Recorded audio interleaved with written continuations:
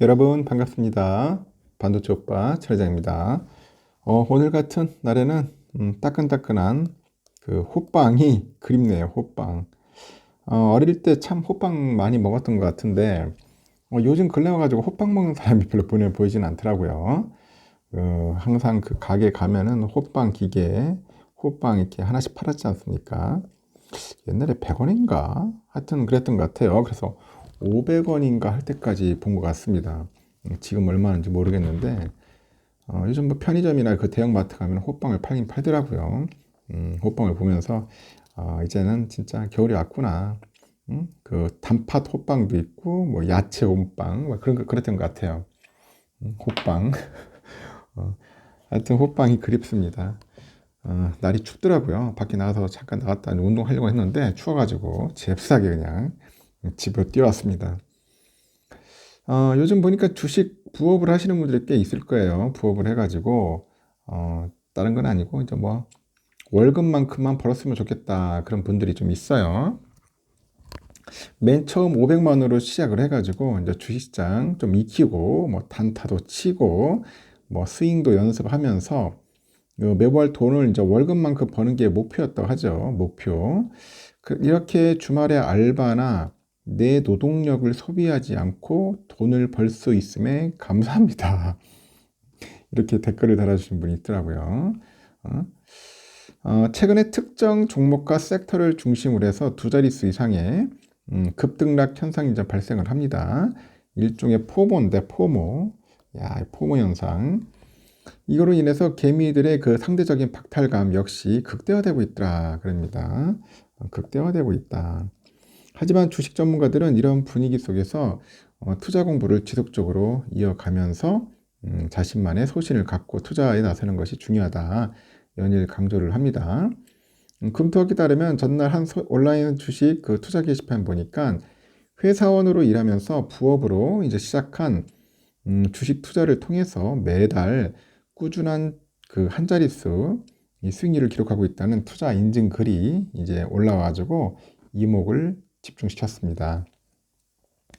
이 글의 필자가 글과 함께 올린 사진을 보면은 지난 2017년 1월부터 올해 12월까지 이제 실현한 수익금이 3억 2,003만 7,600위원이네요. 많이 벌었네요. 보니까 2017년부터 올해 12월이 몇 년이야? 도대체 한 6년 정도 했네요.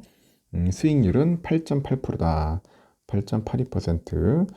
나름대로 선방을 잘했습니다. 지난 6월부터 이달까지 7개월 연속 수익을 올린 것으로 나타났는데 올해 12월에 이제 기록한 수익 금액은 646만 5,590원에 달았습니다. 이는 7,800만 원 수준의 연봉을 받는 그 임금 노동자의 월급에 해당하는 금액이다. 그래서 이제 조금씩 이제 꾸준하게 버는 게 중요하지 않냐. 이제 그렇게 보여지는 것 같아요. 꾸준하게.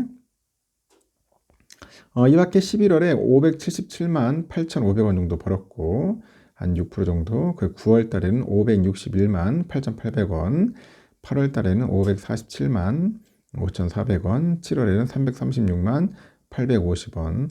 이렇게 수익금 규모도 여느 대기업 회사들의 월급 수준에 이제 도달했다.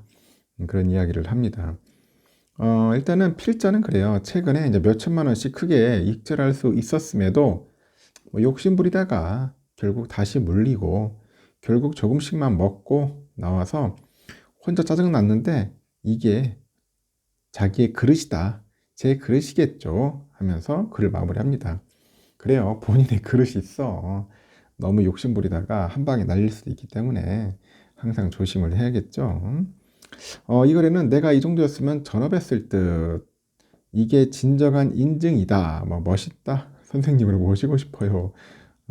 하여튼 이렇게 보는 사람이 진정한 고수라는 그런 댓글들도 있어요. 올 한 해 국내 주식 시장이 테마주 등 특정 종목을 중심으로 해서 이제 급등락세가 이제 거듭됐다는 것들을 이제 감안해야겠죠. 그러면 고위험, 고수익 등의 유혹에 끝까지 넘어가지 않고 그냥 줏대 있게 투자를 이어나가면서 꾸준히 수익을 올렸다는 그런 점에서 높은 점수를 준 것 같아요.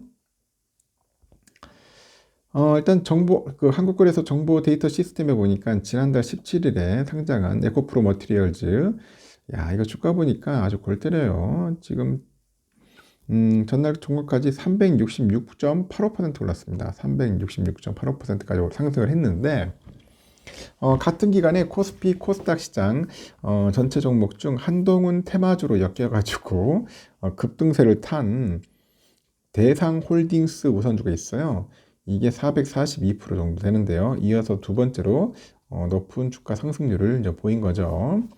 올해 전체로 범위를 넓혔을 때 포스코 DX가 733%, 에코프로 525, 금양 381, 2차전지주 그리고 하고 2차전지주가 뷰노라 있죠. 뷰노 541, 루닛 493%등 의료진단의 그 인공지능 AI주 등을 중심으로 급등세를 보였습니다.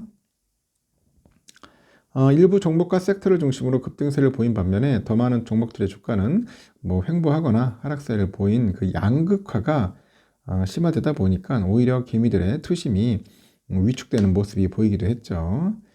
한국은행하고 통계청 금감원이 발표한 21년에서 23년 그 가계금융복지조사를 살펴보니까 금융자산 투자 수단으로 주식을 선호하는 답변 비중은 올 들어서 감소한 것으로 나타났다고 하네요. 좀 줄어든 것 같습니다.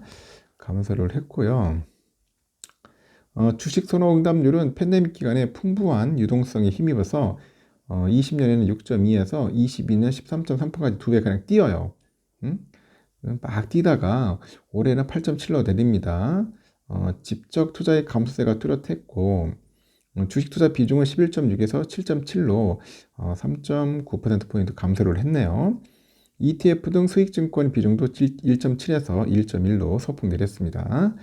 반면에 예금을 선호하는 답변은 지난해 83.5에서 올해는 88.8로 5.3%포인트 늘었는데 이 고금리하고 글로벌 경기 둔화 등 우려로 주식시장의 수익률은 부진하다 보니까 예금으로 눈을 돌리는 투자자들이 늘어난 것 같습니다. 21년 1월만 해도 정기예금 평균 이율이 연 0.97% 정도였는데 작년 말에 4%대를 넘기는 등 고금리 국면도 길어지고 있다. 그런 얘기를 합니다. 안전자산인 예금이 수익이 짭짤하니까 주식이나 펀드 등 이 고위험 상품에 대한 관심이 좀 줄어든 모양새 같아요.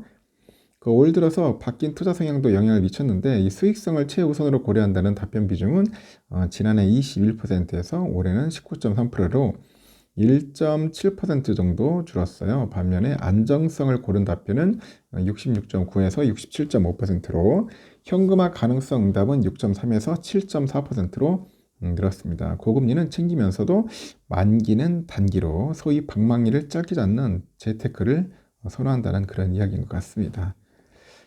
국내 증시 전문가들은 투자 안정성을 높이는 저변동성 전략이 요즘 같은 변동 장세에서는 오히려 효과적인 투자 방법이지 않느냐 그런 이야기를 하는 것 같네요. 그래서 저도 결론은 뭐냐 좀 욕심 부리지 말고 자기 그릇, 자기 분수껏 투자를 하면서 수익을 내는 것도 괜찮은 방법이다. 그 이야기를 전달하고 싶습니다. 여기까지 하고 나중에 마지막 방송 때 뵙도록 해요.